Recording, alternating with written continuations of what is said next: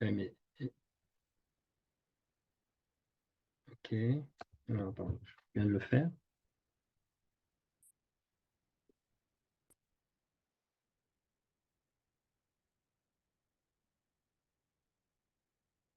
Ok, c'est bon. On va te revoir avec connexion. Ok, ça marche. C'est bon? Oui, c'est tout bon. Merci beaucoup. Bah, c'est moi qui te remercie.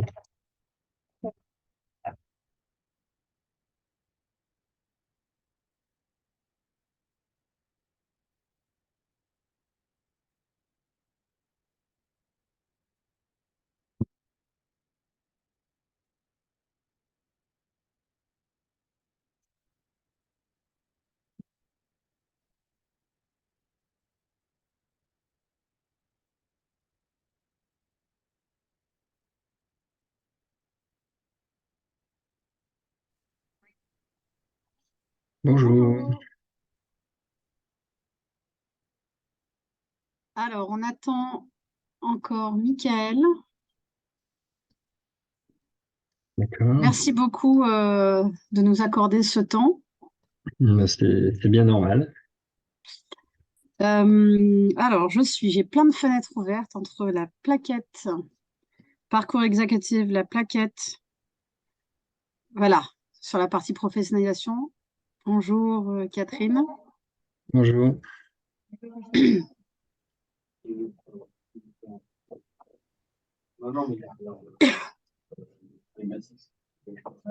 Il faut juste que je vérifie, excusez-moi, je vérifie qu'on est bien en cours d'enregistrement. Pap, pap, pap, pap. Est-ce que je fais ça? Bonjour. C'est bon, c'est en cours d'enregistrement. Tout va bien. Alors, je suis pas sûre de comprendre, je vois des personnes qui n'étaient pas... En fait, c'est une présentation faite à plusieurs personnes, c'est ça? Oui, tout à fait. D'accord, ok. Ok. Oui, comme on avait plusieurs demandes, en fait, Bonjour. bonjour. On a préféré regrouper en fait la présentation plutôt que de se disperser. Et puis comme ça, en fait, on peut répondre à vos questions Ok. et il y aura peut-être des questions en fait, voilà, posées par d'autres qui vont vous intéresser, ou les réponses vont vous intéresser aussi.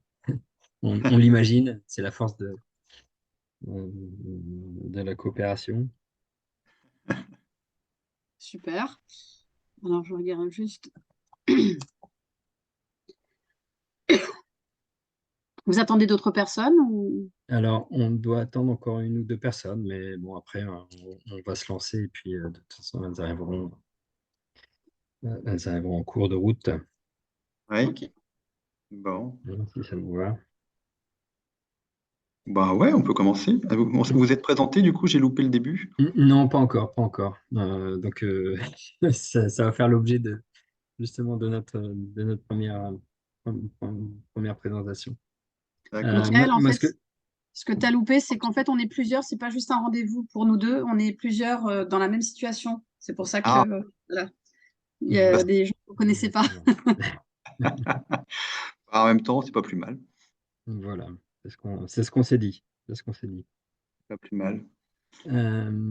Alors, donc déjà, bienvenue à toutes et à tous.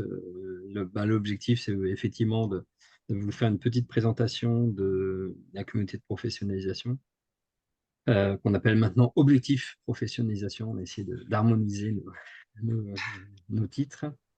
Donc, avant de vous présenter ça, en fait, peut-être qu'on peut faire un petit tour de table. Je vais juste me présenter. Donc, Bertrand Thuillier, moi, je suis chargé de recherche action chez Lumia. Donc, je travaille directement avec Christophe Sampels sur la recherche action. Et puis, voilà, en fait, on fait beaucoup d'interventions ensemble et avec nos autres collègues, voilà, sur tous ces sujets. Moi, j'ai d'abord fait des études, une formation initiale en fait en biologie, en écologie et puis en environnement. J'ai d'abord travaillé un peu dans la formation, j'ai dirigé un centre de formation spécialisé.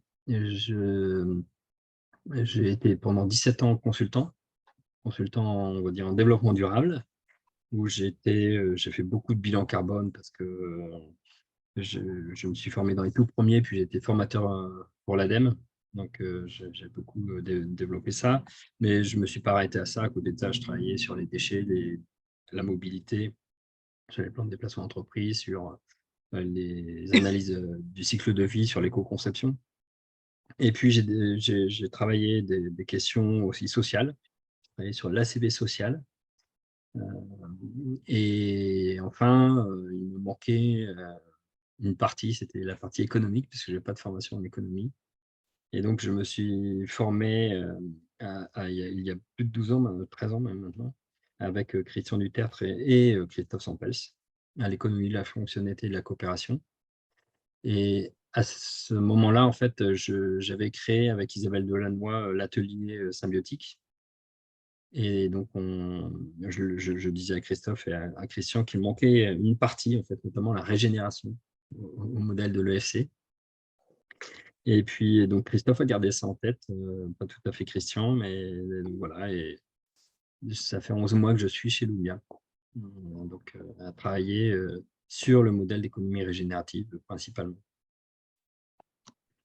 Je vous propose de faire un petit tour de table en indiquant qui vous êtes, peut-être pourquoi vous êtes là.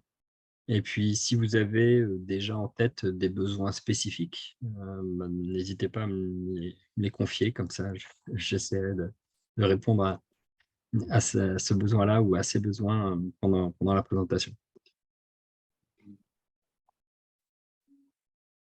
Je ne sais pas qui veut commencer. Honneur aux femmes, c'est pas ça qu'on dit. C'est facile. Bon, ben, je vais commencer alors. D'accord. Heidi Vincent, je suis basée à Rennes. J'ai longtemps travaillé en entreprise, aussi bien dans l'industrie que dans le service, dans le développement produit. Et puis petit à petit, j'ai eu la chance de travailler sur la partie stratégie d'entreprise.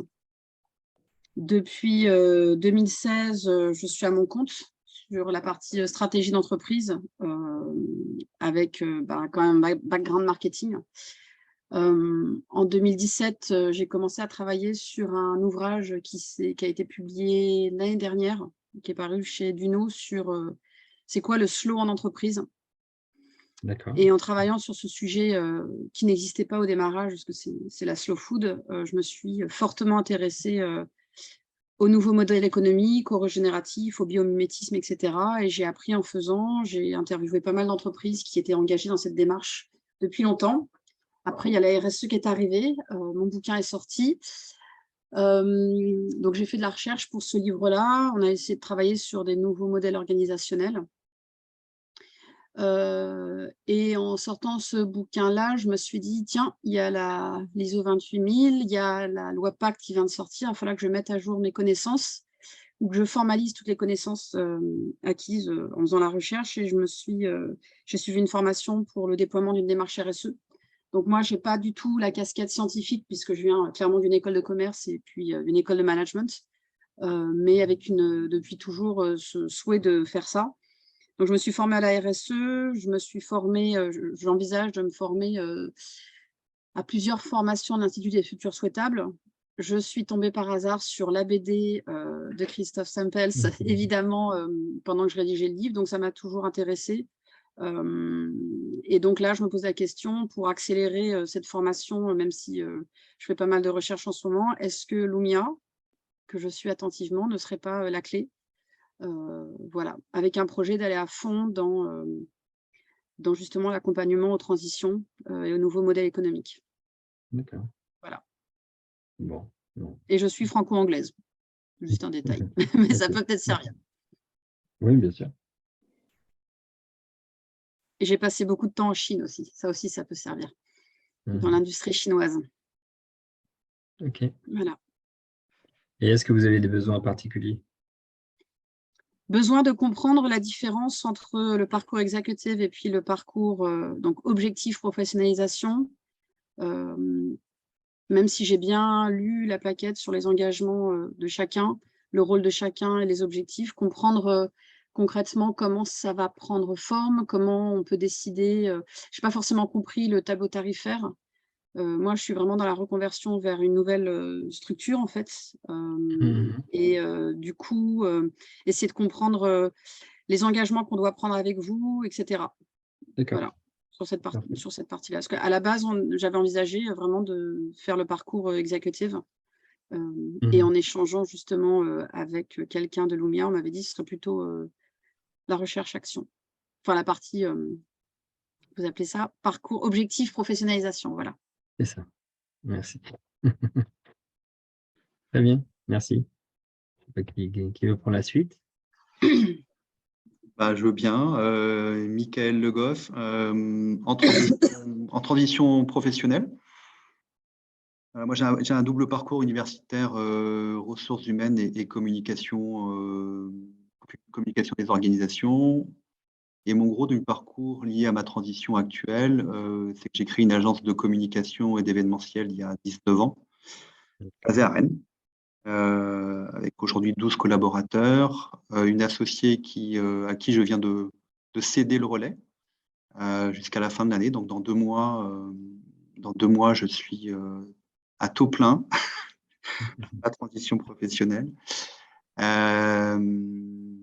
Voilà, une agence que j'ai développée sur un modèle de management participatif, avec une démarche RSE dès 2008, le développement d'accompagnement en communication et événementiel responsable depuis déjà 7-8 ans. Donc déjà sensibilisé à tout ça, mais avec toujours un gros poil à gratter en me disant c'est pas suffisant, ça va pas assez loin, c'est pas assez impactant. Et puis je me suis investi dans le réseau des dirigeants responsables, donc de clubs associatifs d'entrepreneurs qui veulent et qui s'engagent concrètement pour faire bouger leur boîte sur les enjeux de la transition en général. Voilà, je suis passé vice-président à Rennes, ok. Je m'investis au niveau du collectif national qui est en train de se développer, permettant de créer des clubs de ce type-là un peu partout en France. Je me suis engagé 2 jours par mois à faire du management de promotion d'étudiants en transition écologique et solidaire d'une école nationale toute nouvelle qui s'est créée avec des campus régionaux, donc celui de Rennes. Donc ces gens-là m'ont donné un coup de pied au cul. Mhm. J'ai appris énormément ces dernières années. Ça m'a fait switcher en me disant, ça y est, il est temps que je passe la vitesse supérieure, toujours avec cette idée d'aller slow, hein, c'est-à-dire en profondeur, en profondeur et en maturité. Ça me touche beaucoup, tous ces sujets de faire switcher les entreprises dans leur modèle. Mhm. Économique, certes, mais tout est lié, on sait bien. La dimension managériale m'intéresse beaucoup parce que dans mon métier de stratégie de communication, j'accompagne depuis déjà quelques années quasiment toutes mes missions depuis 3 ans. Alors ça m'a aidé aussi à accélérer mon désir de transition. Ça a été des missions d'accompagnement au changement sur les modèles de l'offre de service. Et on est toujours venu me voir en me disant j'ai un problème de com externe. Et puis, au bout de 2 heures, on était déjà sur le marketing de l'offre et comment on pouvait refaire bouger les lignes, refaire travailler les équipes ensemble, faire du collaboratif, de la coopération, de l'intelligence collective, entre guillemets, un peu d'innovation produit, service. Et je l'ai fait en autodidacte, en fait, avec mon expérience de communicant marketeur. Et c'était passionnant. C'était passionnant et on a fait switcher, bouger des lignes. On a remobilisé des équipes sur un projet d'entreprise qui répondent le mieux possible aux enjeux de la transition au sens large. Et du coup, à ça, plus les investissements personnels, associatifs, ben ouais, ça y est, je vends ma boîte et je veux faire quelque chose qui contribue davantage aux enjeux d'aujourd'hui, quoi. Et demain, c'est sûr, mais d'aujourd'hui déjà, quoi. Et D'accord. comment je peux accompagner ces entreprises avec ce que je sais déjà faire et avec ce que je ne sais pas faire. Et du coup, Lumia s'est presque imposé comme un lieu de formation, d'apprentissage par rapport à ces problématiques. Donc, je connais bien Imatera, les gens d'Imatera à Rennes. J'ai fait une journée d'expertise avec Christophe Sampels il y a quelques mois, avec mon club de dirigeants. Le FC, je connais un peu sans connaître.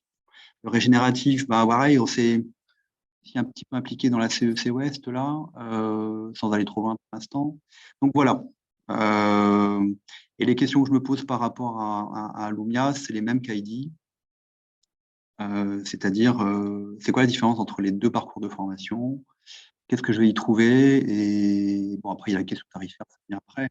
Bon, c'est pas anecdotique, mais ça vient après. C'est surtout, c'est quoi la différence entre les deux, quoi? Et comment on s'y engage, j'imagine, forcément différemment. Qu'est-ce que ça implique, en fait?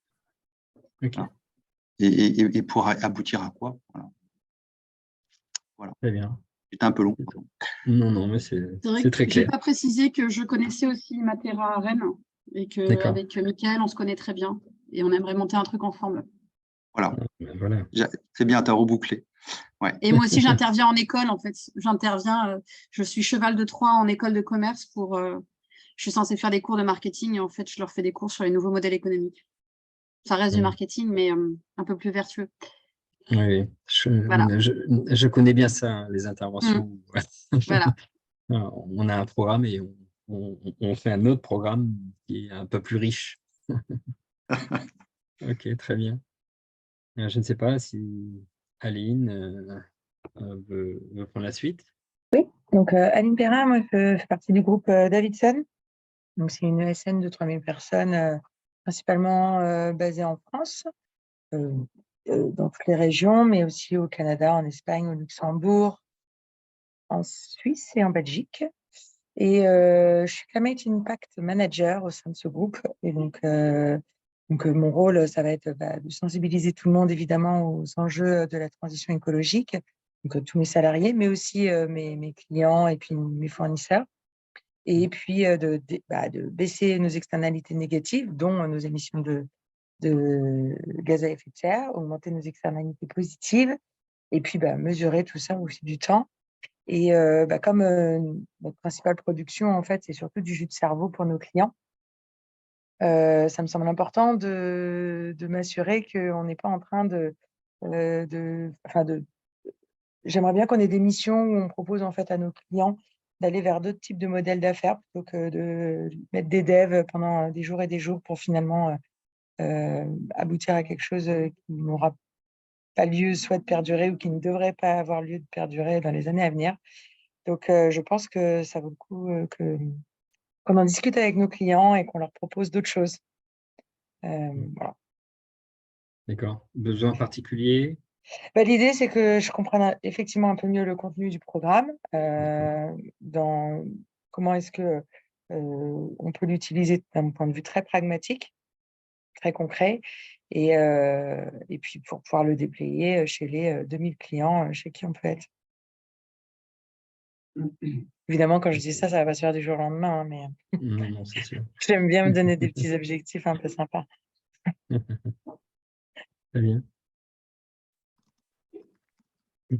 Catherine? Oui, bonjour. Bonjour. Voilà, moi c'est Catherine Ransquin, je suis belge à Bruxelles et j'ai entendu parler de Lumia par un collègue et ami qui a suivi voilà, chez vous la formation exécutive. Mais voilà, après renseignement avec quelqu'un de chez vous et par rapport et en expliquant ma démarche, on m'a référé vers plutôt ce parcours-ci. Et donc moi en fait j'ai une formation en sciences humaines, communication sociale et anthropologie. Donc j'ai travaillé pendant 14 ans dans la coopération internationale au développement dont cette année comme expatriée en Afrique dans différents pays, plutôt en crise complexe sur des enjeux de protection des civils.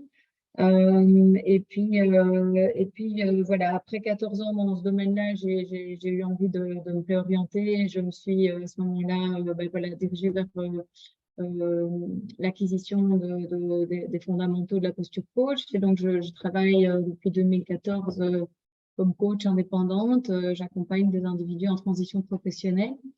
beaucoup, mais aussi des personnes qui sont dans leur job, mais qui sont à la recherche de sens ou de mieux-être. Et puis, je me suis formée à la systémique des organisations avec l'approche de Eric Berne. Et j'accompagne aussi le changement, on va dire, institutionnel d'équipe ou d'organisation.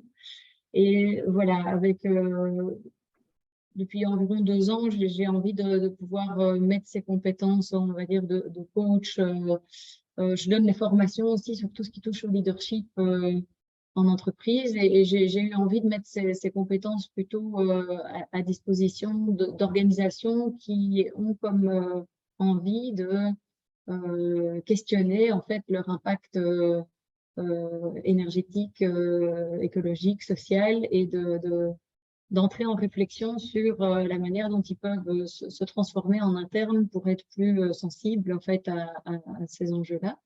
Et mon questionnement, c'est de savoir si je dois acquérir pour ça un nouveau métier, de devenir moi-même une consultante disposant de connaissances techniques sur ces enjeux-là, ou si je peux rester dans ma posture de coach et d'accompagnatrice pour faciliter en fait les changements à l'intérieur de l'organisation par un peu, comme disait Michael, des processus d'accompagnement à l'intelligence collective, etc., que j'utilise déjà, et de pouvoir les aider eux-mêmes à, connaissant leur domaine technique, se transformer. Donc voilà, c'est un peu ça mon besoin pour aujourd'hui, c'est de comprendre si Lumia va être par son offre adaptée à qui je suis, à mes besoins et surtout aussi au fait que contrairement à vous, je ne suis pas française et que voilà, je crois comprendre qu'effectivement c'est fort basé sur le tissu économique français. Donc, s'il y a des pratiques à faire ou des choses comme ça en lien avec les entreprises qui vont s'inscrire dans ce parcours-là, puisque j'entends bien que c'est un parcours où on combine plusieurs intervenants et acteurs. Voilà, est-ce que c'est faisable ou pas? Et puis d'autres détails pratiques, les tarifs, les prix et les démarches pour y arriver. Voilà. Ok, ok. Bon. Je vous propose de vous présenter déjà en fait cette formation, objectif professionnalisation, et de répondre à vos questions aussi en fait par rapport à objectif transition, puisque voilà, pour certains d'entre vous, il y avait une hésitation. Déjà, vous redire, mais ça, je pense que vous le savez déjà, donc je vais aller très vite. Donc, Lumia, c'est un centre de recherche-action. Et quand on dit recherche-action, ça veut dire que on se différencie de la recherche académique, puisque notre objectif, nous, n'est pas de publier, même si on publie tout de même, mais ce n'est pas notre objectif. Notre objectif, c'est vraiment en fait de créer, en tout cas de travailler sur à la fois les concepts, les méthodes et les outils, et notamment sur cette économie régénérative, puisqu'on pense que c'est celle qui est la plus prometteuse aujourd'hui, même si on travaille encore sur d'autres modèles économiques, modèles à impact, modèles post-carbone, etc. On reste quand même en fait avec cette visée du modèle économique régénératif, parce que c'est le seul qui nous permet en fait finalement de revenir dans cet espace sûr et juste qui est défini dans l'économie du donut par Kate Raworth. Et donc, en tout cas, à ce jour, on estime que c'est en fait la voie que l'on devra emprunter. Il y en a peut-être d'autres, mais en tout cas, aujourd'hui, c'est celle qu'on a décidé de creuser. Et puis, à côté de ça, en fait, parce qu'on veut diffuser nos savoirs, on ne veut pas les garder pour nous, on ne veut pas les monnayer simplement pour nous. Au contraire, il y a tellement d'enjeux, et tellement d'entreprises, et tellement, voilà, en France et en Belgique. Je veux dire, on ne se limite pas à nos frontières franco-françaises, mais on veut diffuser. Et pour ça, en fait, on a ce centre de formation qui est certifié Calliope, qui est dédié aux dirigeants et plutôt aux managers aussi. Voilà. Et on intervient donc en fait soit via des dispositifs de formation comme ceux-là qui sont, on va dire, inter-entreprises, soit des dispositifs intra-entreprises. Enfin, voilà, vendredi, j'étais dans un grand groupe. Demain, on est dans un autre groupe. Pas après-demain, mais jeudi, je serai encore dans un autre groupe. Donc, on intervient régulièrement. Mais là, c'est plutôt en intra avec des équipes constituées. Juste pour vous dire que comme là, en fait, vous m'avez parlé d'objectif transition. Objectif transition est vraiment une formation qui est plutôt dédiée aux dirigeants, pas trop aux managers, plutôt aux dirigeants, pour justement intégrer les éléments qui vont lui permettre en fait de comprendre et d'intégrer les modifications nécessaires à la transformation de son modèle économique. Là où objectif professionnalisation, c'est plutôt en fait de travailler sur cette transformation. Donc de travailler à la fois de vous fournir les concepts, les méthodes et les outils pour faire cette transformation. Donc d'un côté, il y a quelque chose qui est plus, on va dire, qui est plus méta et qui s'adresse plutôt à un dirigeant. Et de l'autre côté, c'est plus pragmatique. D'ailleurs, la formation, c'est avant tout en fait une formation-action. C'est-à-dire qu'en fait, ça n'est pas que du descendant, ça n'est pas, voilà, où on ne travaille pas sur des exercices fictifs, vous allez voir, on travaille normalement sur des cas d'entreprise, de réels cas. Donc, les objectifs généraux en fait, de la formation, d'abord, en fait, c'est de créer des synergies entre nous, entre les entreprises, entre les accompagnements à la stratégie que vous pouvez être aujourd'hui.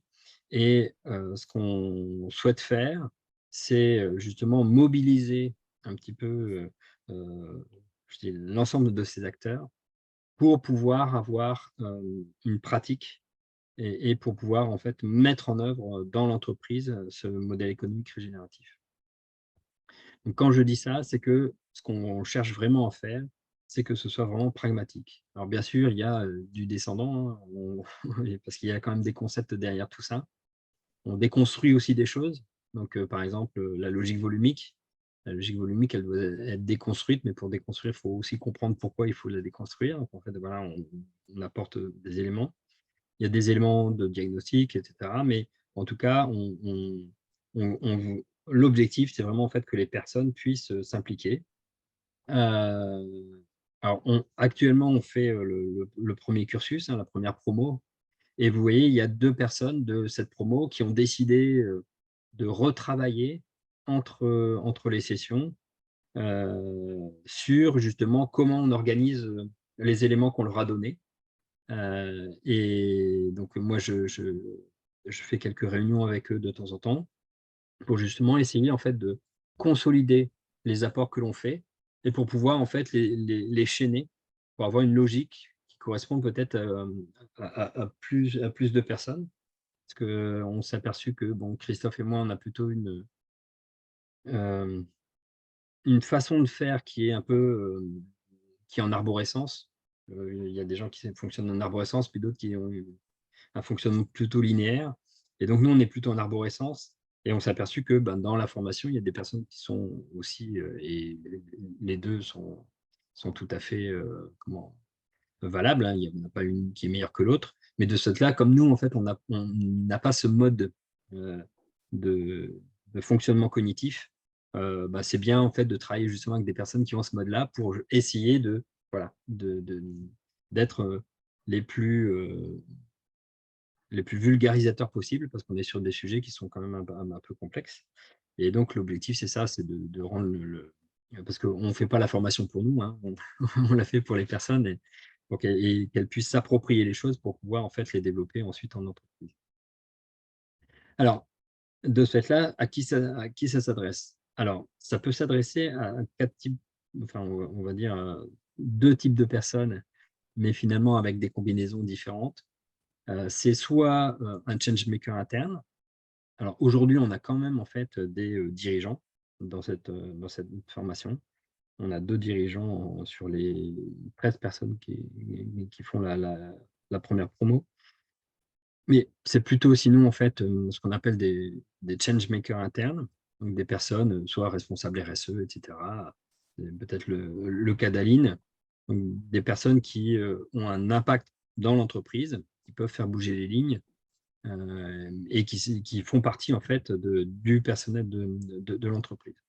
Donc ça, c'est voilà, le premier profil.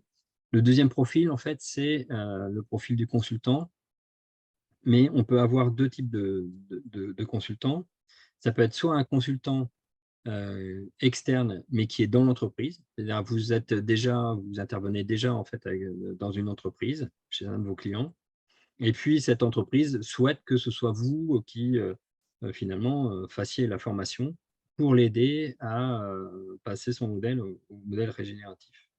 Et donc dans ces cas-là, on met en place un dispositif particulier avec l'entreprise et le consultant. Il y a une autre possibilité, c'est le binôme, c'est d'avoir un change maker et un consultant externe. Donc ça arrive dans la formation. Dans la formation, on a un cas de figure comme ça, où on a eu une entreprise qui a dit, bah, moi, en fait, je viens, donc j'ai mon change maker interne, c'est la directrice RSE qui est là, et puis elle a souhaité en fait, qu'il y ait un consultant qui soit plutôt en fait, dans son secteur d'activité, qui soit présent. Et donc, on a matché avec le cabinet conseil. Et donc, voilà, ils travaillent ensemble pendant cette formation. Et puis, il y a le consultant externe, celui qui vient, qui n'a pas forcément en fait, d'entreprise avec elle, mais qui pourrait travailler sur le cas d'une autre entreprise. Alors, pourquoi je dis pourrait travailler? Parce que simplement, dans le cadre de la formation, on va travailler sur les cas concrets des entreprises. C'est-à-dire, on va travailler sur le modèle ou les modèles, parce qu'on peut avoir plusieurs modèles au sein d'une entreprise. On travaille directement sur les modèles actuels et on regarde en fait comment les faire évoluer. Donc, en fait, on met en application directement sur les modèles ce que l'on vous transfère. Donc, tant sur le plan des concepts que sur le plan des méthodes et des outils. Donc, c'est vraiment appliqué. Voilà. Donc, aujourd'hui, dans la promotion, je crois qu'on a 6 entreprises, oui, c'est ça, 6 entreprises. On a 7 consultants. Donc, il y a une entreprise qui bénéficie de 2 consultants, mais sinon, globalement, on est à peu près 1 pour 1. Et ça se passe relativement bien. C'est-à-dire que voilà, les gens aiment travailler ensemble. Et puis, alors, ce qui nous a été demandé là récemment, puisqu'on fait un point régulier, ça a été aussi de croiser, c'est-à-dire qu'en fait, les entreprises puissent travailler entre elles également. Et donc, voilà, donc, vous connaissez la force en fait de la coopération et puis de l'intelligence collective. Bah voilà, ça en fait partie. Et donc, là aussi, c'est une formation un peu spécifique quand même, parce que on essaie de s'adapter à vos besoins finalement. On essaie de se caler d'une session à l'autre. On la co-construit, pas tout à fait ensemble, parce qu'en fait, nous, on a quand même un déroulé précis, mais on fait évoluer en fait, notre contenu en fonction en fait, de vos besoins. Et donc ça aussi, c'est un peu particulier. C'est qu'on essaie en fait, de faire en sorte que quand vous allez sortir de cette formation, même si forcément il y a des choses que vous n'allez pas maîtriser, hein, parce que c'est quand même une formation sur des sujets complexes, mais au moins en fait que vous sachiez là où vous allez. Donc le parcours, hein, c'est bien 70 heures de formation.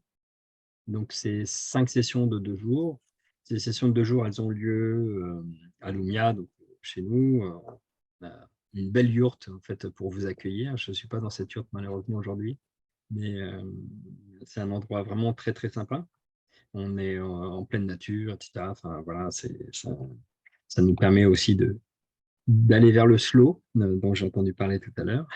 En tout cas sur il y a un travail, mais je vais vous en reparler après. On travaille aussi le leadership régénératif. Ensuite, on a des échanges en distanciel, à la fois, en fait, comme je l'ai dit, qui peuvent se faire entre les consultants et les entreprises en dehors de nous pour avancer. Et puis, on a aussi, en fait, ce qu'on appelle les intercessions. Et les intercessions, là, c'est pour… parce qu'en fait, entre chaque session, on vous demande de travailler sur le cas. Donc, il y a des travaux à réaliser. Donc, le consultant peut prendre contact avec l'entreprise et l'entreprise inversement. Donc, ils travaillent ensemble. Et nous, en fait, à peu près à mi… puisque, en fait, c'est une session tous les 2 mois. À mi-parcours, au bout d'un mois, on fait un point, en fait, tous ensemble, en visio. Ça dure à peu près 2 heures. Et là, à la fois, en fait, on réagit, tout le monde peut nous dire, voilà, tiens, finalement, la dernière fois, je n'ai pas compris ça, est-ce qu'on peut réexpliquer rapidement ce qu'on a fait la fois dernière? C'est aussi, on réajuste, en fait, la formation. Tiens, nous, on aimerait bien voir, on aimerait bien faire des échanges avec les autres entreprises, parce que là, on n'est qu'avec notre consultant, mais on sait que l'intelligence collective porte et peut nous amener, en fait, de nouvelles idées. Donc voilà, donc on va intégrer ça pour notre 3e session, etc., etc. Donc ça, c'est vraiment en fait des moments particuliers. Et si vous êtes bloqué dans l'une des questions qu'on a pu poser ou en fait pour les travaux à réaliser, ça permet aussi d'y répondre, de ne pas rester bloqué. Voilà. Sachant que si vraiment il y a des choses, on reçoit aussi des mails entre deux et puis on y répond bien sûr. On ne vous laisse pas en fait sans réponse en attente d'une session qui devrait arriver. En complément de ça, on a une journée régénérative. Donc là, c'est une journée qui aura lieu au mois d'avril. C'est une journée où on souhaite, nous, créer une communauté en fait sur les modèles économiques régénératifs. Et donc, on organise ça toujours en fait dans nos locaux. Et l'objectif, c'est vraiment en fait les rencontres. Alors, ça peut être la première session avec la 2e session, mais c'est aussi justement les personnes qui sont dans Objectif Transition. C'est des clients que nous, on accompagne.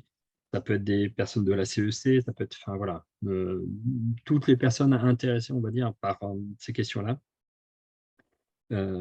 Et avec, bien sûr, une organisation en fait qui permet les échanges, à la fois les échanges, d'avoir de nouveaux regards aussi sur certains sujets, etc. Donc, ça, c'est en cours d'organisation. Et donc, ça fait partie pour nous en fait, de la formation, hein, puisqu'il y a à la fois des apports et puis surtout en fait, voilà, la qualité des échanges qui peuvent naître de ça. Et en plus, en fait, pour les entreprises, donc là, mais ça concerne aussi le consultant, c'est qu'à la fin des 5 sessions, ce qu'on propose, c'est d'aller dans l'entreprise et de faire un retour en fait à la direction, au COMEX, au CODIR, enfin peu importe, en fonction des disponibilités et des intérêts, de faire un retour en fait sur le travail qui a été mené, et puis de voir en fait si, parce qu'il y a quand même en 5 sessions, ça serait, si c'était si simple de changer un modèle économique, il y a sûrement des choses encore à faire, mais au moins si les pistes en fait qui ont été explorées vont dans le bon sens, si l'entreprise veut poursuivre, etc. Et nous, donc Christophe et moi, on est présents et puis on a un retour réflexif en fait sur le travail et sur la façon dont l'entreprise pourrait développer ça. Notre objectif, c'est pas du tout, nous, d'être présents et de dire, tiens, on va se récupérer une mission derrière, hein, pas du tout. Au contraire, c'est plutôt de renforcer le travail des consultants.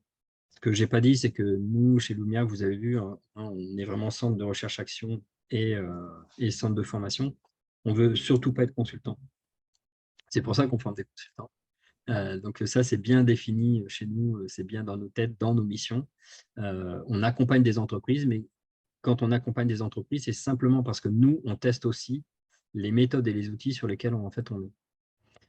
Donc, ce n'est pas du tout pour dire, voilà, on fait des missions et on les accompagne dans la mise en œuvre en fait, des modèles économiques régénératifs.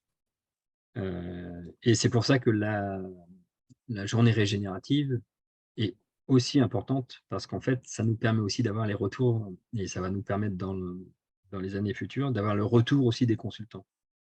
Nous, on ne prétend pas avoir la science infuse. On mène une étude internationale sur le modèle économique régénératif. On est en train de bâtir un référentiel. On espère qu'il sera disponible allez, le premier, on va dire, trimestre 2023. C'est-à-dire en fait le mode d'emploi pour l'entreprise. Mais bien sûr, on sait qu'il y a des consultants qui ont déjà en fait de l'expérience, qui utilisent déjà certains outils qui sont peut-être plus performants que ce que nous on propose. Et donc, on est à l'écoute de tout. Voilà. Et on est vraiment pas fermé en fait aux échanges, aux différents échanges. Au contraire, voilà, j'étais à Nantes la semaine dernière, j'étais avec Openland. On se dit qu'on a des choses à faire ensemble. On ne se voit pas du tout comme étant des concurrents, mais plutôt comme, voilà, il y a tellement d'enjeux que je pense qu'il y a de la place pour tout le monde. Et nous, on ne veut pas prendre la place des consultants, même si Christophe et moi, enfin, je vous ai dit, j'étais pendant 17 ans, et il a été aussi pendant une quinzaine d'années. Donc, on a les capacités de le faire, mais ce n'est pas notre sujet aujourd'hui. Voilà. Donc, le calendrier, c'est une session 1 qui démarrait pour les journées 1 et 2. C'est la session 1. Une petite erreur, mais ce n'est pas grave. Les 9 et 10 février. Le 3 et 4 avril, donc ça c'est un lundi et un mardi, et la journée régénérative qui suit. Comme ça, en fait, ça ne vous fait qu'un seul déplacement aussi, en fait, chez Lumia. On a essayé de tenir compte de ça pour pas que vous ayez des déplacements supplémentaires. Une session en juin, et puis après, on aurait une session en fait en septembre, et ensuite en novembre. Vous voyez qu'il y a les intersessions également. Donc, il y en aurait 3. Donc, une qui aurait plutôt lieu en mars. Alors, on n'a pas encore défini la date, mais ça, en général, on le définit aussi un petit peu avec vous. C'est plus simple. Comme c'est 2 heures de visio, on ne doit pas forcément les caler trop en avance. Une autre intercession entre avril et juin, donc sûrement en mai. Et puis, une intercession en octobre. Voilà, on ne met rien pendant l'été parce que là, enfin, on a déjà essayé, mais c'est extrêmement compliqué puisque en fait, tout le monde n'est pas en congé en même temps. Et là, c'est un peu un casse-tête pour essayer d'organiser ça. Donc, on préfère voilà, laisser un temps, un temps d'été. En fait, voilà, c'est peut-être le slow aussi de régénération pour tout le monde. N'hésitez pas à poser des questions aussi, hein, parce que je parle, mais si vous en avez déjà. Alors, moi, je vais poser des questions. Ok. J'en ai plein. Très bien. Alors, je vais prendre dans le sens inverse le calendrier. Si on a déjà des contraintes incompressibles pour certaines dates, notamment le 9 et le 10 février, pour ma part, parce que je serai hospitalisée, comment peut-on faire? Alors, c'est vraiment du cas particulier, je pense que ça n'intéresse pas les autres, mais voilà, je vous pose mes questions. Ouais. L'autre question, si je reviens sur votre précédente slide où vous disiez nous ne souhaitons pas être des consultants, mais faire de la recherche-action. La difficulté, c'est que, et c'est ce que je vois moi depuis 2 ans en essayant de travailler sur les nouveaux modèles entreprises, c'est que parfois, ça passe pas en fait. Parfois, on se plante. Et donc, c'est conflit. Quand vous dites on teste des choses, etc., est-ce que l'objectif, nous, c'est qu'on teste du coup ce que vous proposez et qu'on fasse les retours? Alors, Ou normalement, est-ce que en vous fait, nous présentez des choses éprouvées? non, on vous présente des choses éprouvées. C'est la raison pour laquelle, en fait, je dis que nous, on est quand même en entreprise. D'accord. Parce que c'est nous qui les testons. Et d'ailleurs, en fait, ce qui est intéressant, c'est que Christophe et moi, on n'a pas la même pratique.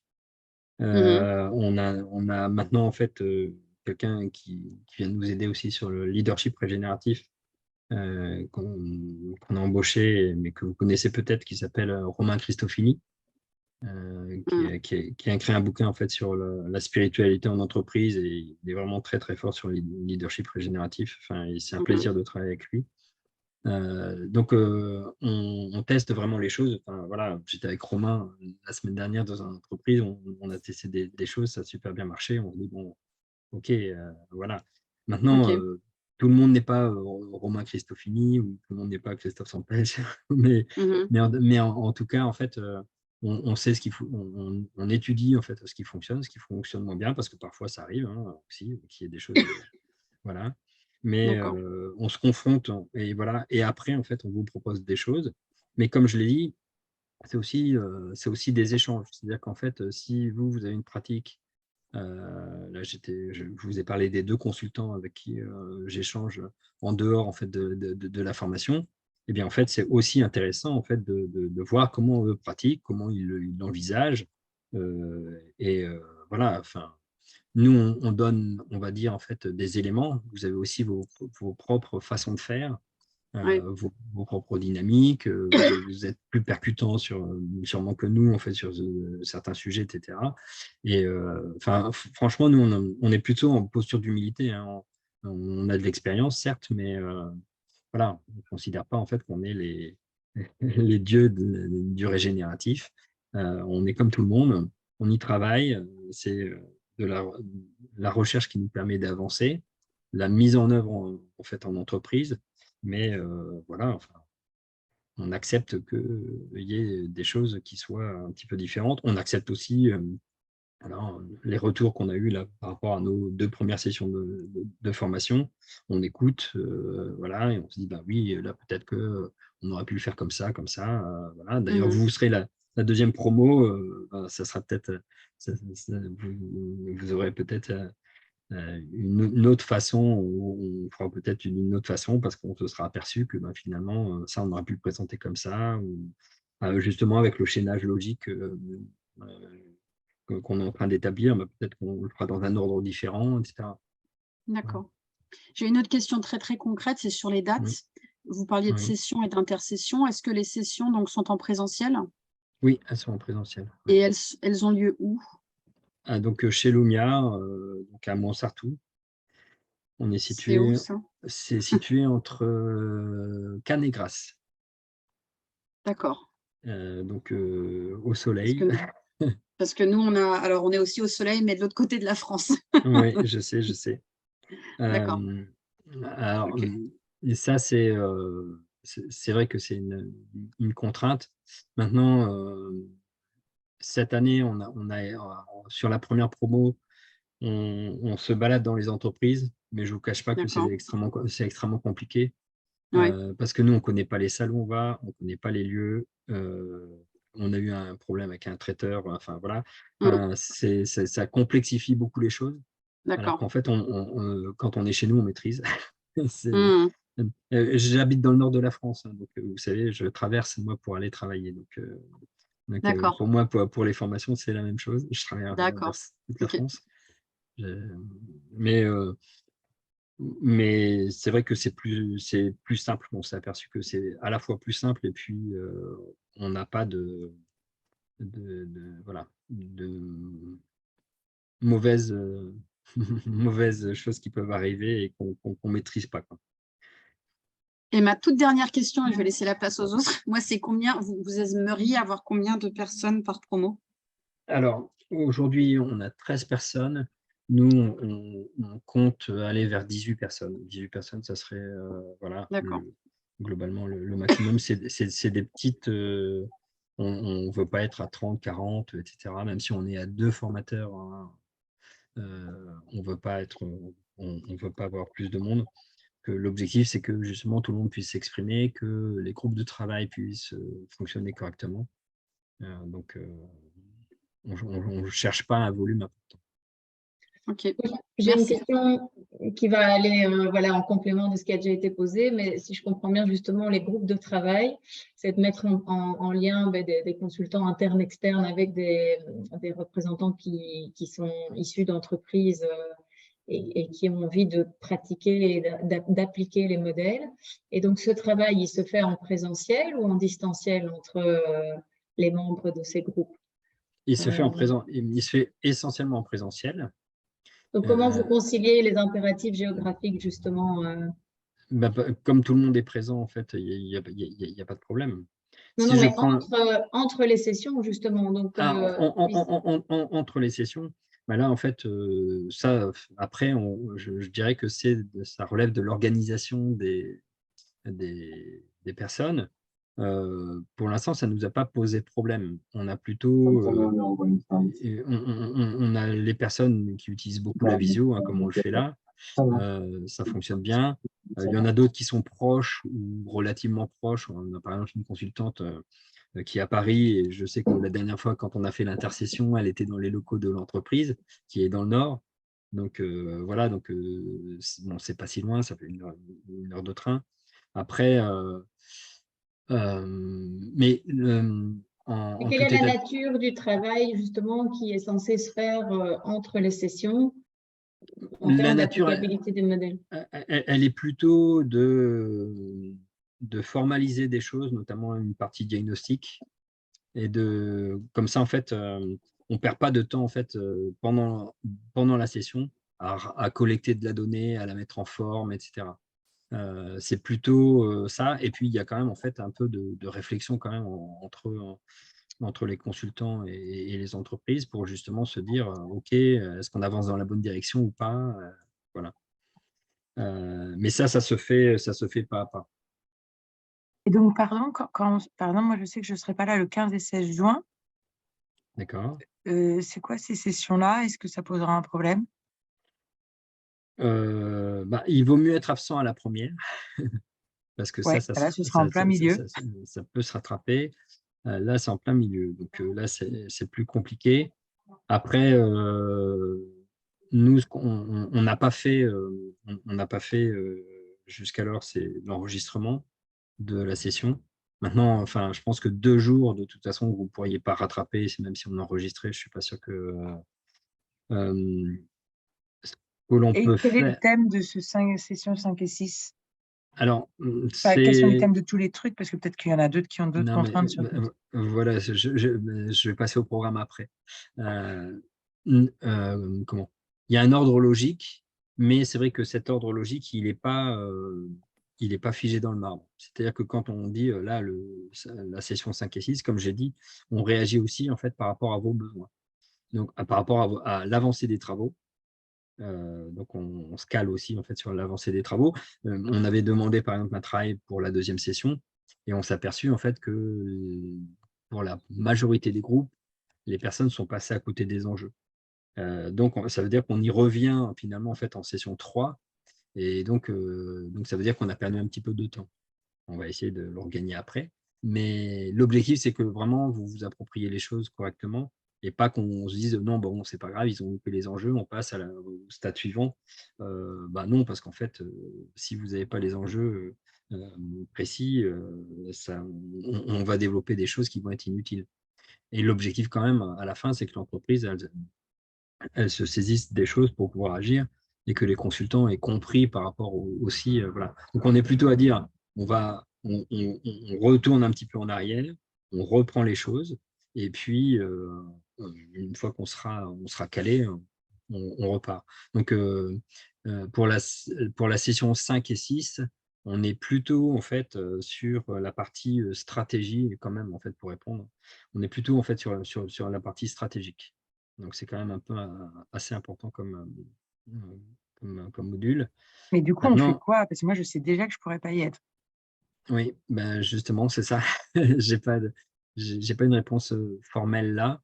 Je dirais que, parce que travailler sur la stratégie sans, même si le consultant ou la consultante peuvent travailler sur le sujet, ça va être un petit peu hors sol, sauf à se dire que vous avez fait un travail en amont. C'est-à-dire que nous, en fait, on dise, OK, en fait, on va travailler ces sujets-là, ces sujets-là, ces sujets-là lors de la session 5 et 6, et que la consultante ou le consultant ait travaillé avec vous en amont pour dire, OK, en fait, ben, j'ai des réponses là, là, là, là, là. C'est la réponse que je peux donner comme ça. Il y a peut-être d'autres façons de faire. Euh, Après, il y a peut-être un moyen si on est sur la stratégie, mais là, ça voudrait dire que il faudrait que il y ait une deuxième personne de chez Davidson qui soit présente. Donc, soit sur l'ensemble du cursus, soit uniquement sur celle-là. Et ça veut dire qu'elle a pris connaissance en fait en amont de tout ce qui a été fait. Faut Ah, que j'ai je une, retourne, donc du coup, je vous laisse avancer. j'ai une question, moi, s'il vous Oui. plaît, Bertrand. Oui, bien sûr. Pour être sûr aussi d'avoir bien compris, moi, je suis plutôt dans la position du consultant sans entreprise. Donc Oui. voilà, ça m'intéresse, je signe, j'y vais, je fonce, je fais la formation avec vous. Euh, donc pendant ces sessions, je me retrouve effectivement euh, avec des apprentissages, actions, seul comme consultant, ou bien parmi les participants à cette formation, il y aura peut-être une entreprise intéressée à faire un binôme avec moi, par exemple. Comment ça se passe? Oui, ça se passe comme ça en fait. On crée les binômes, Créer les binômes, binôme ou trinôme. Là, on a un trinôme. d'accord. Mais aussi parce que l'entreprise, elle a à la fois, on a à la fois son dirigeant et un consultant, parce qu'en fait, c'est une boîte de conseil, et en plus qui est en création, donc c'est un peu compliqué. Et il y a un deuxième consultant, une consultante qui vient, qui vient les aider. Mais oui, en fait, on crée les binômes parce qu'il y a forcément en fait, des entreprises qui viennent sans consultant. Euh, et donc, on crée ces binômes. Si par exemple, en fait, Aline venait, bien, en fait, il y aurait potentiellement, sauf si elle nous dit, voilà, moi j'aimerais travailler avec un consultant et ce consultant, c'est le cabinet Intel parce qu'on travaille déjà avec. Euh, Sinon, en fait, on dirait, ben, OK, en fait, parmi les consultants, qui pourrait aller travailler avec Davidson. Sauf que moi, ce ne sera pas pour régénérer le modèle de Davidson, c'est plus pour Mhm. régénérer le modèle de tous mes clients. Donc, c'est Oui, plus dans une non, mais ça, en fait, Aline, on le travaille aussi. C'est-à-dire qu'en fait, parce qu'en fait, il y a plusieurs portes d'entrée en fait, pour le régénératif. Soit on peut être régénératif sur son propre périmètre, soit on ne peut pas parce qu'on est trop loin du vivant. Et dans ce cas, on va régénérer en fait des écosystèmes, et c'est l'écosystème qui sera régénératif. L'entreprise en tant que telle ne le sera pas, mais si, et c'est votre cas potentiellement, vous aidez vos clients à être régénératifs, dans ce cas, D'accord. c'est l'écosystème complet en fait qui sera régénératif. Bertrand, vous allez apporter. Et ça, on le Pardon, travaille. excusez-moi, je vais peut-être trop vite. Est-ce que vous allez aborder la partie programme? Parce que j'ai une question sur Oui, sur oui, la partie bien programme. sûr. Super. Elle est juste Merci. après. J'y vais. Donc, sur le programme, voilà, on l'a dit, hein, on l'adapte par rapport aux besoins des participants. Comme on parle de modèle économique, on va parler aussi en fait de référentiel, puisque nous, on travaille sur le référentiel de l'économie régénérative. Et Christophe a créé avec Christian Dutertre le référentiel de l'économie de la fonctionnalité de la coopération. Donc, on aborde en fait cette question-là. C'est pas primordial, voilà, mais c'est juste pour savoir de quoi on parle. On parle surtout en fait d'architecture de la valeur, donc des composantes en fait qui permettent de créer cette valeur. Parce que souvent le modèle économique, on a à tort, on fait un raccourci en fait. On dit tiens, ça c'est la création de valeur et c'est la monétisation de la valeur, mais il y a d'autres éléments des composantes de valeur. Et d'ailleurs, avec le régénératif, on en ajoute une. Donc, c'est intéressant en fait de regarder ces éléments-là. On regarde les limites des modèles, comme je l'ai dit, en fait, et notamment en fait, les modèles serviciels, donc qu'on peut appeler à visée de soutenabilité, mais à visée de soutenabilité faible. Et nous, ce qu'on recherche, en fait, c'est des modèles à visée de soutenabilité forte. Donc, c'est pour ça qu'on va vers le régénératif. Donc, on positionne en fait les modèles les uns par rapport aux autres aussi. On présente bien sûr en fait le contexte dans lequel ça s'inscrit, tout ça. Hein. J'imagine que vous connaissez déjà le dépassement des limites planétaires et autres. Et pourquoi en fait on s'appuie sur la biodiversité. Hein. La biodiversité, c'est on va dire, le point d'ancrage de l'économie régénérative. Et nous, notre objectif, c'est de lui donner son plein potentiel pour aller chercher des impacts socio-écologiques positifs nets, globaux. Et donc c'est ça, en fait, la régénération. Et Donc après, on montre en fait voilà, ce qu'est cette économie régénérative et les modèles. On parle des seuils incompressibles parce qu'en fait, quand on va vers une économie régénérative ou quand on va vers un modèle économique régénératif, on ne sera pas régénératif sur la totalité. Dans tous les cas qu'on a étudiés au niveau planétaire, on a trouvé un seul cas où, et c'est une entreprise qui est branchée sur le vivant directement, mais dans un seul cas, on a trouvé qu'elle était régénérative sur tous les plans. Ça veut dire quoi? Ça veut dire qu'en fait, il y a des sujets, par exemple une limite planétaire ou un ODD social sur lequel en fait, on sera pas, on ne pourra pas être régénératif, ou plusieurs, hein, souvent c'est plutôt plusieurs. Et donc, on doit au moins réduire au seuil incompressible. Donc voilà, donc ça c'est aussi quelque chose d'important. On regarde comment on peut faire évoluer les choses parce que il y a plusieurs portes d'entrée en fait pour le régénératif. C'est ça qui est extrêmement intéressant et qui souvent en fait ouvre des portes auxquelles on n'avait pas pensé avant. Parce que quand on travaille sur l'EFC par exemple, on a 3 portes d'entrée. On a la raison d'être, on a les ressources immatérielles et puis les externalités. Et là en fait on en a 7. Donc en fait on ouvre des champs encore plus larges. Et notamment, voilà, comment on peut faire pour travailler sur les infrastructures, comment on change les processus internes quand on est dans la production, comment on passe justement de cette logique de compensation, parce qu'on voilà, on a une courbe où on montre, on fait la différence entre la compensation et les activités régénératrices. Voilà, donc on vous présente tout ça. On travaille sur les aspects sociaux aussi, hein, parce qu'il y a la partie environnementale qui est forte parce que on est dans la soutenabilité forte, justement. Et comme vous savez, la soutenabilité forte, elle met en exergue et en avant en fait, l'environnement par rapport au social et par rapport à l'économique. Mais ça ne veut pas dire que la question sociale, on ne l'aborde pas, hein, au contraire. Et puis, on a défini des principes. Donc là, c'est aussi, ça fait partie de nos travaux de recherche. Donc aujourd'hui, il y a un article sur notre site, vous l'avez peut-être lu, qui définit ces principes. Il y en avait 17. Aujourd'hui, on est redescendu à 11, justement parce qu'on a mis notre article à discussion, à débat. Et on a eu beaucoup de retours, et notamment des personnes de la promo 1. Et on s'est aperçu qu'il y avait finalement des principes qui étaient justement plus puissants que d'autres. Et on s'est concentré sur les plus puissants. Donc, on a éliminé certains principes. Et puis, comme j'ai dit, on fait la différence entre les activités qui sont proches du vivant de celles qui ne le sont pas. Et quand on ne l'est pas, c'est comment on y va.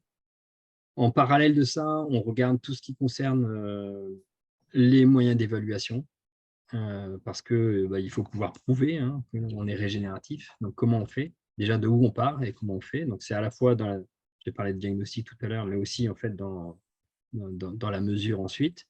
Et comment, à partir des datas disponibles, on essaie d'avoir une vision cohérente des choses sur ces 9 limites planétaires et ces 2 ODD sociaux, ce qui n'est pas simple pour une entreprise, c'est plus simple à l'échelle d'un pays. On travaille sur les questions de monétisation, puisque la contractualisation, en fait, elle bouge, elle évolue, puisque le modèle bouge, la contractualisation évolue. Et une des choses aussi qui est importante dans les modèles régénératifs, c'est qu'on n'est plus en juxtaposition dans une chaîne de valeur, mais on vient, comme en EFC, encastrer les choses dans la chaîne de valeur. Et donc, on a un partage de la valeur qui est différent de ce qu'on avait précédemment, pour essayer en fait d'aligner les intérêts des différents acteurs de cette chaîne de valeur. Donc voilà, donc là, il y a de ce fait-là des nouveaux instruments de monétisation sur lesquels on peut travailler. Et là aussi, en transversal, on travaille des postures. C'est là où on travaille notamment le leadership régénératif. Et il y a une posture extrêmement importante, c'est être nature, parce qu'aujourd'hui, on se considère en dehors de la nature. Or, en fait, nous sommes nature, et tant qu'on a ce positionnement, eh bien, en fait, on est en décalage, on n'est pas en capacité de considérer que la biodiversité, c'est aussi important en fait, que que l'humanité, puisque l'humanité fait partie de cette biodiversité. Mais aujourd'hui, en fait, voilà, on le distingue. Il y a aussi une question du rapport aux limites, parce que dans la régénération, on s'aperçoit en fait qu'il y a ce que Loïc Stéphan, un économiste français, appelle des activités maudites. Il y a des activités où on ne sera jamais régénératif. Et puis, il y a parfois, ça arrive, hein, ça nous arrive en entreprise, où on se dit, non, mais là, il vaut mieux abandonner complètement en fait, le produit ou le service en fait, qu'on a mis en œuvre. Donc, il y a des protocoles de renonciation. Et donc, il faut intégrer ça en fait, personnellement. C'est ce qu'on fait avec les managers ou les dirigeants. Mais c'est aussi vrai en fait, pour le consultant il faut qu'il soit au courant en fait, de ces sujets. Il y a la posture coopérative, donc là, je vois dans vos profils où vous êtes nous tous, je pense, alertes là-dessus, mais c'est quand même toujours important en fait, de le rappeler. On fait ça sous forme d'exercice souvent. Et puis, il y a la posture effectuelle, c'est une posture un peu particulière où on ne va pas prédéterminer l'avenir, mais où on va en fait le faire pas à pas. Et en fonction du contexte, eh bien, en fait, les choses vont évoluer. Christophe a créé une méthode qui s'appelle la méthode focale sur le sujet. Et puis, voilà, il y a des méthodes, des outils. Donc là, il y a le RIMP, mais il y a aussi, en fait, alors le RIMP, c'est aussi un outil qui est utilisé dans l'autre formation, Objectif Transition, qui est même plus développé dans Objectif Transition, mais qui n'est qu'un outil de visualisation, on va dire, de la systémique, justement, en fait, de l'entreprise. Voilà, on utilise en tout cas plein d'outils, on vous donne des méthodes, on les confronte, on les enrichit, et vous pouvez les enrichir aussi, il n'y a aucun problème pour ça. En tout cas, on fait ça, il y a du test and learn et de la conduite de changement, c'est les sujets qu'on aborde dans le cadre de cette formation. Ça, c'est plus en transversal.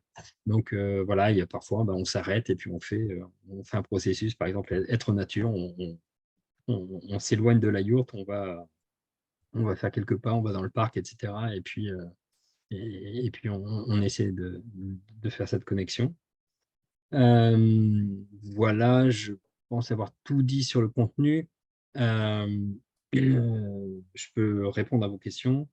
Et juste par rapport comme je l'ai dit, Objectif Transition, même s'il y a des choses qui relèvent en fait du leadership régénératif, on est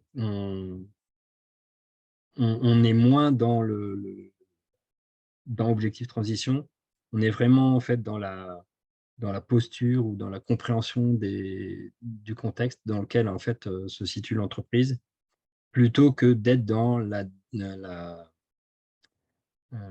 réalisation, en tout cas dans la redéfinition de sa stratégie d'entreprise. Dans Objectif Transition, ça n'est pas du tout travaillé. Là, l'objectif, c'est d'être dans le concret, sur le modèle économique. Merci beaucoup. Je vois qu'il y a pas mal de personnes qui ont dû partir. Donc, du coup, je me permets de poser d'autres questions qui vont, je pense, intéresser aussi Mickaël. Vous diriez, entre les deux programmes, parce que nous hésitions entre le programme exécutif et puis celui-ci, vous diriez que dans les contenus que vous proposez, donc j'ai cru comprendre qu'il y avait 9 intervenants pour ce programme-là. Est-ce qu'il y a un tronc commun entre, en gros, les deux formations, les deux parcours? Est-ce qu'il y a des choses qui vous semblent indissociables entre ces deux parcours-là? Pas vraiment, parce que Objectif Transition, c'est vraiment en fait, c'est plus centré vraiment en fait sur la personne elle-même, alors que là, en fait, nous, on est centré sur le modèle économique de l'entreprise. Donc, pour moi, il y a vraiment, c'est pas le même champ. Comme je l'ai dit, il y a des choses que vous allez retrouver, parce que le RIMP, par exemple, c'est un outil qu'on a développé. Christophe le présente aussi.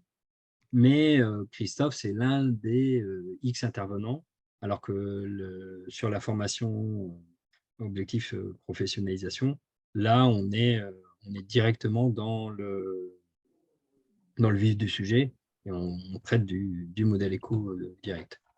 Qui intervient justement sur le parcours transition, enfin pas le parcours transition, mais le parcours professionnalisation? Alors, sur professionnalisation, donc, il y a Christophe, il y a Romain Christofini. Après, il peut y avoir d'autres personnes. Hein. En fait, on n'est pas en fonction des besoins. Il y a Lénie, je vais chercher son nom, sur une partie plus, on va dire, finance, etc. Donc, en fait, il y a différents intervenants. Mais là encore, en fait, c'est en fonction des besoins. Christophe et moi, on a la maîtrise du sujet sur le régénératif, en tout cas Mhm. de ce qu'on a étudié. Hein. Mhm. Donc là, en fait, on sait qu'on est pertinent sur ces sujets-là. Si on sent qu'il y a un sujet à aborder où on est moins bon, on va forcément faire intervenir une autre personne. Ok. Pour l'instant, ce n'est pas encore arrivé sur les 2 sessions qu'on a fait là. Voilà, mais ça arrivera sûrement. Et Romain devrait intervenir parce que sur le leadership régénératif, on devait intervenir lors de la 2e session. Et puis finalement, en fait, on a repoussé parce qu'on savait que Romain arrivait. Et Mhm. on sait que ça sera de meilleure qualité, même si Christophe avait travaillé avec Romain pour le préparer. On sait que lui, il a un savoir-faire en fait, que nous, on n'a pas forcément. Et donc, vous voyez, on fera appel à lui. D'accord. J'ai une question, moi, une question sur, dans le programme, Oui. pour avoir pas mal investigué ces derniers temps avec Heidi, regarder ce qui se passait, puis on a un peu l'expérience des difficultés du changement en général dans Mhm. les entreprises. Là, sur ce type de modèle, on est quand même sur des gros shifts. La question qu'on se pose, est-ce que c'est prévu dans le programme d'aborder la partie comment faire comprendre aux dirigeants d'entreprise de l'importance vitale de changer, en fait. Oui. Est-ce qu'il y a cette partie un peu argumentaire, positionnement, je veux dire un peu communication marketing? C'est un peu bizarre de te dire ça de la part d'un communicant, mais Vendre le changement. Alors, ou est-ce que vous partez du principe que dans ce type d'accompagnement vers des modèles régénératifs, il faut qu'ils soient convaincus, autrement c'est pas la peine d'y venir, quoi. Donc il n'y a pas d'argument, il n'y a pas de posture à avoir, ou il n'y a pas de travail à faire soi-même, nous, non, accompagnants. alors juste pour vous dire, en fait, pour la promo 1, ça a été, c'est un travail qu'on a fait au tout début. Ouais, On a commencé par là. ouais, Mhm. Donc voilà. Donc on sait qu'il faut faire ce travail, bien sûr, parce qu'on n'a pas toujours, et heureusement, enfin, on n'a pas toujours des chefs d'entreprise qui sont partants. Et puis surtout, il va falloir convaincre tous ceux qui ne veulent pas partir, ou qui ne sont pas encore en fait dans, ah, dans cette réflexion. Donc non, en fait, c'est quelque chose qu'on a travaillé et qu'on ouais. retravaillera encore d'ailleurs, je pense, avant la fin. Est-ce que, par exemple, vous abordez le travail qui est fait avec la fresque des nouveaux récits ou c'est d'autres outils? Non, c'est d'autres outils. Enfin voilà, D'accord. après, c'est un travail qu'on mène de façon plus, on va dire, plus simple, parce qu'en fait, c'est au début, là, en tout cas pour l'instant, c'était au début D'accord. de notre. Mais bien sûr, enfin, comme je vous l'ai dit, hein, on est ouvert en fait à- Mhm. aux possibilités qui sont offertes, parce que Ouais. déjà, nous, on les connaît. Enfin, il y a tellement de fresques aujourd'hui. Ouais. Ouais. J'allais Faut faire le tri, Bioministro, ouais. voilà, il y a une fresque de la forêt maintenant, etc. Enfin, voilà, chaque jour, on trouve des choses. Donc, Mhm. c'est un schéma qui fonctionne bien, donc parfait. Mais donc nous, forcément, en fait, on ne sait pas tout. Hein, je Mhm. vous l'ai dit, on D'accord. a cette posture d'humilité. Et pour travailler avec vous aussi, voilà. Et plus on s'enrichira les uns et les autres, mieux ce Mhm. sera. Et plus ça ira dans le bon sens pour tout le monde. Donc, Mhm. on a, voilà. Je m'aperçois en fait que dans la présentation, il manque le tarif, ce qui est assez Oui, étonnant. Oui, oui. parce qu'on va en parler. Ben oui, non, non, mais je suis désolé. Moi, j'ai une autre Parce question aussi, très, que je les ai bougés tout à l'heure. J'ai une question très directe. J'ai vu que vous aviez fait l'Institut des futurs souhaitables. J'avais parlé avec Tarek Cherka, j'arrive jamais à prononcer son nom de famille. Chaque. Voilà, Chak. Je m'interrogeais sur certains de ces parcours, etc. Comment vous vous positionnez par rapport à eux? Comment est-ce qu'il y a un ordre des choses? Est-ce que vous connaissez peut-être leur formation, ce qu'ils y font, etc. Je m'interroge en fait sur la complémentarité parce qu'on se rend compte qu'il y a quand même énormément de choses sur lesquelles on doit monter en compétence, même si pour moi, c'est surtout de la formalisation. Comment vous voyez les différences? Alors, moi, j'ai fait une formation effectivement avec eux. Quand j'étais dans le grand groupe de construction là. J'ai fait une formation de 5 jours, je crois, qui était dédiée au biomimétisme réellement en fait. Ouais. Donc là, c'est plus ce qu'on apprend, c'est une méthodologie pour travailler sur le biomimétisme. Donc en fait, on ne touche pas au modèle économique, c'est un peu différent quand même. On est sur l'innovation, quoi. On est sur l'innovation, voilà. C'est comment en fait je me saisis de la question du biomimétisme pour voilà. C'est pas inintéressant. C'est-à-dire que nous, dans l'une des portes d'entrée, il y a le biomimétisme et les biotechnologies. Donc en fait, c'est intéressant. En plus, il y a vraiment en fait beaucoup de choses à aller creuser, je pense, demain en fait dans ces solutions-là.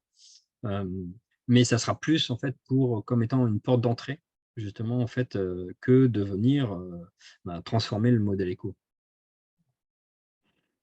Donc voilà, mais c'est, enfin, moi, j'ai aimé en fait cette formation. Voilà, je la recommande. Il y a aucun problème là-dessus. Et Ok. Tariq, c'est quelqu'un qui maîtrise son sujet. Ouais. Voilà. Après, juste ce que j'ai reproché, c'est qu'il y a 8 séquences. Mais c'est vrai que je comprends aussi, puisque nous aussi, on fait de la formation. Et même là, les personnes nous reprochent un petit peu, c'est que souvent, on a un contenu et on essaie de se tenir à ce contenu. Et finalement, en fait, on ne peut pas toujours le faire. Et donc, on avait des exercices, mais on n'avait pas forcément le temps de formaliser les choses ou même de savoir si on était parti dans la bonne direction ou pas, quoi. Il n'y avait pas de retour sur le sujet. Donc, voilà. Et c'est pour ça que nous, on essaie comme je vous l'ai dit, si on voit en fait qu'on a été trop vite, on revient un peu en arrière parce que même si au final, on n'aura peut-être pas tout fait, je ne sais pas. On va essayer, mais au moins en fait on n'aura pas bousculé les choses et puis arrivé à la fin de notre contenu, mais sans que les personnes se soient bien appropriées les choses, quoi. C'est mon positionnement. Mais bon, voilà, c'est le seul petit écueil que j'ai eu par rapport à cette formation, sinon elle est vraiment très bien. Ok. Sur la partie financement, Mickaël, tu veux poser la question ou parce que c'est vrai il y avait une partie qu'on n'avait pas compris. Là, ça a un peu changé par rapport à la plaquette. Je vois que maintenant, vous parlez d'une entreprise. On ne comprenait pas dans la plaquette, on parlait de 10 entreprises, etc. C'est ça qu'on n'avait pas forcément compris. En fait, moi, je vais être obligé de vous laisser, je suis désolé. Ah, d'accord. Je peux te laisser. Oui, je continue. Ok. Ouais, À plus tard, Mickaël. Ouais, puis sinon, de toute façon, on pourra reprendre contact pour les. Oui, et si puis ça rentre pas dans le timing. c'est enregistré, donc en fait, vous pourrez revoir si besoin. Ouais. Donc je vous salue, je vous remercie beaucoup, Bertrand. Oui, mais bon, voilà, j'ai un train à prendre et je ne peux pas le louper. Non, pas de souci, on a déjà débordé. Donc, non, mais c'est qu'il y a des choses à dire. Hein. Oui, bien sûr. Salut, Mickaël. Salut, à bientôt. Oui, donc en fait, oui, parce que vous avez eu l'ancienne plaquette. C'est ça. Parce que sur la première promo, nous, ce qu'on s'était dit, c'est qu'on faisait un tarif dégressif en fonction du nombre d'entreprises présentes.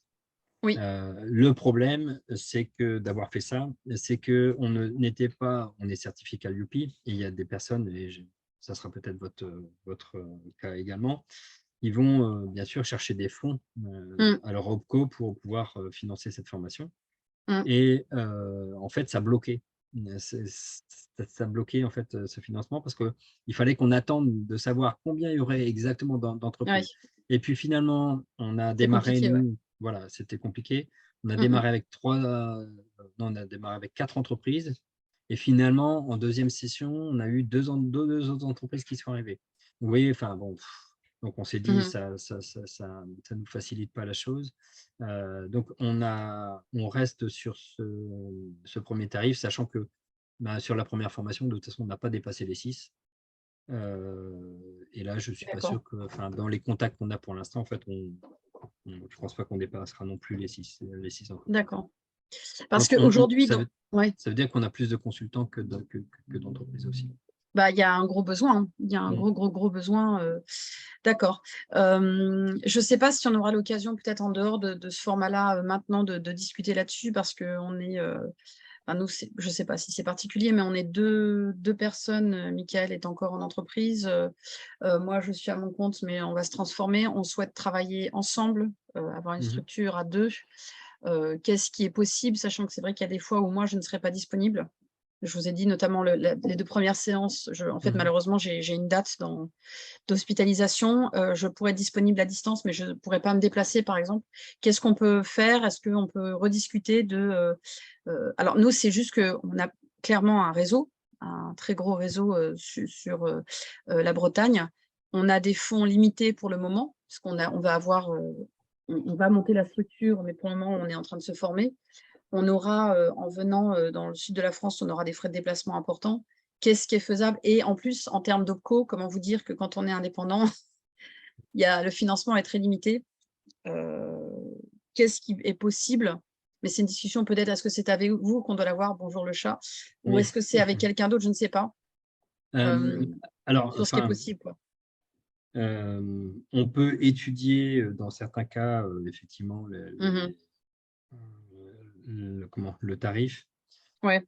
De toute façon, il faut toujours un tarif. Après, en fait, il peut y avoir en fait au cas par cas. Mais ça dépend aussi en fait parce que nous, en fait, on a besoin d'avoir un budget. Bah oui, bien sûr. Voilà. Et donc, en fonction de ce budget, en fait, au cas par cas, on peut D'accord. effectivement Parce que le modèle aider ou pas. économique, en gros, la question, c'est est-ce qu'on peut challenger votre modèle économique en montrant ce que nous allons apporter, en s'engageant évidemment sur ce qu'on apporte, du savoir, de l'expérience à réseau, en fait, pour challenger. C'est pas qu'on n'a pas d'argent, c'est pas ça. C'est juste que c'est une charge assez importante au démarrage d'une activité, sachant qu'on souhaite se former à d'autres choses, notamment moi, la fresque des nouveaux récits, où pour le coup, j'en ai fait pas mal et j'ai trouvé celle-ci très percutante et pertinente pour transformer les états d'esprit assez rapidement. Et donc voilà, c'est pour ça, je voudrais pas que ce soit un frein. Non, mais après, en fait, tout dépend aussi de votre positionnement, parce que vous voyez que si vous arrivez avec une entreprise, donc l'entreprise va bénéficier d'un tarif, par exemple là de 12 000 €, et vous bénéficiez aussi d'un tarif, vous payez 1 600 € en moins. Donc, nous, c'était en fait le modèle qu'on trouvait le plus efficace. C'est-à-dire qu'en fait, voilà, soit l'entreprise elle arrive avec son consultant, soit le consultant arrive avec l'entreprise. On trouvait que c'était le meilleur moyen en fait d'y aller. Donc, c'est pour ça en fait qu'on a bâti cette grille tarifaire comme ça. Donc maintenant, et parfois, on a eu nous une personne là, en fait, du Nord qui est arrivée avec 2 entreprises. Et elle était toute seule en tant que consultante, indépendante aussi, etc. Donc, tout est possible en fait. Voilà, après, à discuter. À discuter, bien sûr. Sur la partie, j'ai vu dans la première plaquette qu'il y avait un processus de qualification ou de recrutement de votre côté des personnes que vous alliez prendre dans la promo aussi, une forme de sélection. Est-ce que j'ai bien lu? Alors, oui, on fait, en fait, parce qu'on a aussi, nous, on ne peut pas se démultiplier, on ne peut pas faire X promos par an. Oui, tout à fait. Et donc, comme on veut avoir de l'impact, on veut quand même, effectivement, comme vous l'avez dit, des personnes qui sont en capacité de mettre en œuvre, on va dire en sortant de la formation, voire même avant, pourquoi pas. Bah, pendant, oui. Voilà, c'est ça. Mais donc, alors ça ne veut pas dire qu'on ferme la porte complètement, par exemple, à des personnes qui sont en reconversion, mais simplement, en fait, enfin voilà, si je prends Michael, c'est quelqu'un qui a de l'expérience, qui sort d'une boîte pour en créer une nouvelle, enfin voilà, même si c'est une transition, c'est pas n'importe quelle transition. C'est pas Bien quelqu'un sûr. qui est en recherche d'emploi depuis un certain temps et qui va essayer. Parce qu'on a aussi ce genre de profil. C'est pareil, donc ça ne veut pas dire en fait qu'on est opposé, Ouais. mais en fait dans le stade où on est, parce qu'à terme, en fait, ce qu'on aimerait, c'est avoir quand même des formateurs de consultants aussi. Donc on fera peut-être une formation de Est-ce qu'on peut les formateurs. devenir justement? Parce que moi, ça fait 6 ans que je suis à mon compte et ça se passe bien. Enfin, j'ai un réseau, etc. Est-ce qu'on peut les devenir en fait? Est-ce qu'on peut devenir représentant Lumia parce que nous, on est en discussion avec Imatera en fait pour plutôt que de monter une structure à part entière, ce qui serait pour nous. On a rencontré Openland avec Michael. On est en discussion D'accord. de comment on peut justement ne pas être un énième acteur et on estime qu'il y a 2 acteurs historiques qui sont les plus pour nous les plus viables, les plus experts, parce qu'il y a beaucoup de bullshit malheureusement aussi.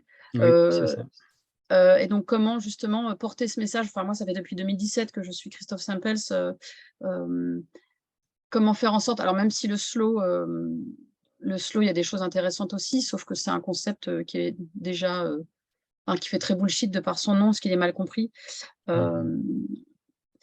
Comment faire en sorte, en gros, de pouvoir prendre le wagon en route, que ce soit avec vous, Openland ou les deux. On est, comme Michael a dit, on a rencontré la CEC Grand Ouest, etc., pour travailler avec vous là-dessus, quoi. Ben, nous, de toute façon, enfin, je vous le dis, on est ouvert au partenariat. Aujourd'hui, si on forme des consultants, c'est aussi pour travailler avec eux, c'est aussi pour Ouais. quand nous, en fait, on arrête notre accompagnement, par exemple, en fait, c'est pour que ça soit poursuivi avec des consultants et Ouais. des consultants qui connaissent et qui puissent poursuivre dans la même lignée et pas Ouais. tout bouleverser. Donc, Ouais. donc nous, il n'y a aucun souci là-dessus. D'accord. Hein.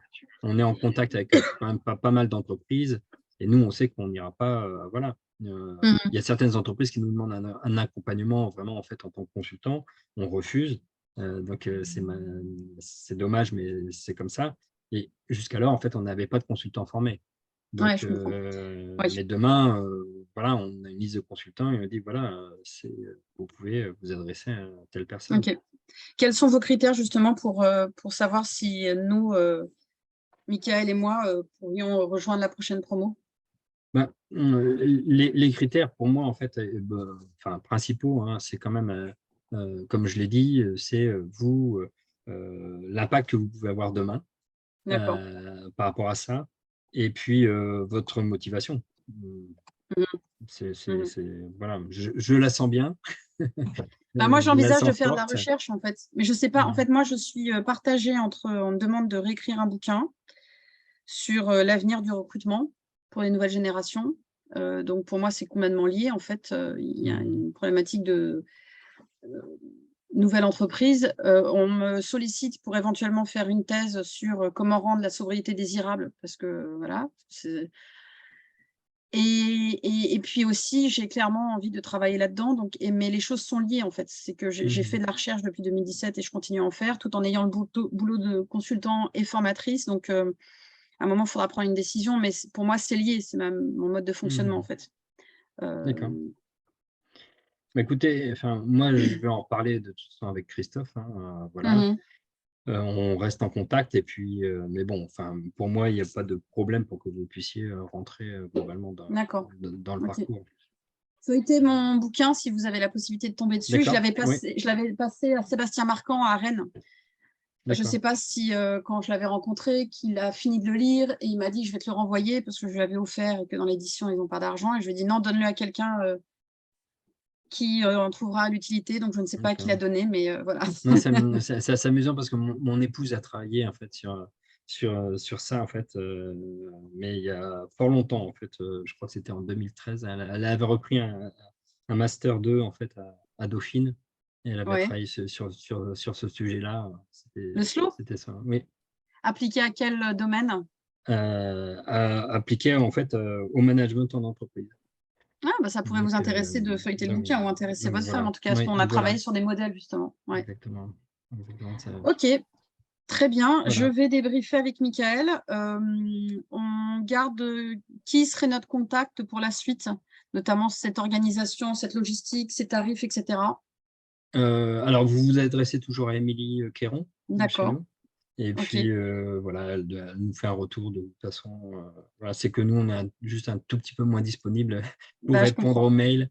Donc, bien sûr. on essaie de filtrer. Ok, très bien. Bah, merci beaucoup pour votre temps et puis à bientôt alors. Je vous en prie. De même, Merci. Au revoir. au revoir. Je ne sais pas si Pascaline, vous avez autre chose à dire, peut-être? Alors, elle a dit tout à l'heure, Pascaline, qu'elle avait du mal à suivre et qu'elle regarderait le replay. Donc, je ne sais Ah, même pas si elle est d'accord. encore là. Bon, ok. Voilà. Très C'est pour bien. ça que je me suis permise. Ok, pas de souci. Merci beaucoup. Au revoir. Merci. Bonne fin de journée. Au revoir.